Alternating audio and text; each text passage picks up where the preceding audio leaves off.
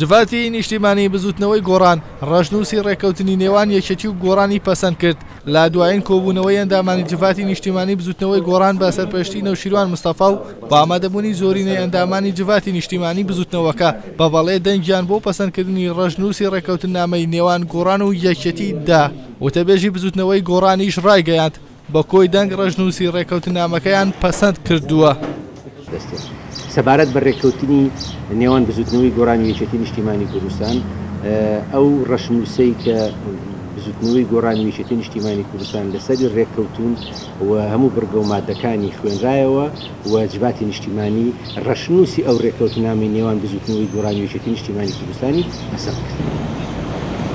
لە بەیانی ئەمڕۆوە گۆڕان و یەکێتی بەجیا لە کۆبوونەوەدا بوون بە مەبەستی یەکلایکردنەوەی ڕێکەوتنی سیاسی نێوان ئەو دوو حیزبە دروست کاتژمێر 11 پێشنیوەڕۆ یەکێتی نیشتیمانی بە سەرپەرشتی هێرۆ ئیبراهیم محمەد و کۆسرەت ڕەسوڵ و بەرهەم ساڵح لە کۆبوونەوەدان و بڕیاریشە لە کاتژمێر 6 ئێوارە درێژە بە کۆبوونەوەکەیان بدەن بۆ دەنگدان لەسەر ڕێکەوتنامەکەی نێوان یەکێتی و گۆڕان. هاوکات ئەندامێکی سەرکردایەتی یەکێتیش ڕایگەیاند زۆربەی ئەندامانی مەکتەبی سیاسی و سەرکردایەتی لەگەڵ پەسەندکردنی ڕێکەوتنامەکەدان.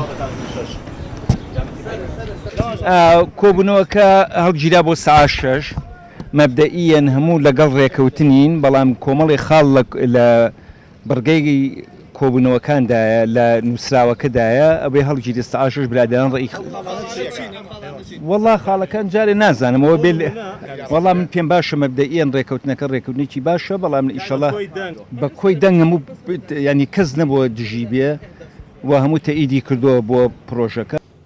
ڕێکەوتنامەکەی گۆڕان و یەکێتی لە 33 بڕگە پێک دێت تەوەرەکانیشی بریتین لە پەیوەندی حیزبی نێوان گۆڕان و یەکێتی لەسەر ئاسی فراکسیۆنەکانی پەرلەمان و پارێزگاکان و حکوومەت و گۆڕینی سیستەمی حکومڕانی لە سەرۆکایەتیەوە بۆ پەرلەمانی هەروەها بەدامەزراوایی کردنی پەیوەندیەکانی هەرێم لە ناوخۆ و دەرەوە و کاراکردنەوەی پەرلەمان و حکوومەت و چاکسازی و شەفافیت لە داهاتەکانی نەوت و غاز و ناوخۆدا بکرێت. بەوتەی ئەندامانی سەرکردایەتی هەردوو لە ڕێکەوتنامەکە لە بەرژەوەندی هاوڵاتیانی هەرێمی کوردستانە و لە دژی هیچ لایەنێکی دیکەدا نییە. ئیحسان سابیر کەناڵی ئاسمانی پەیام سلێمانی.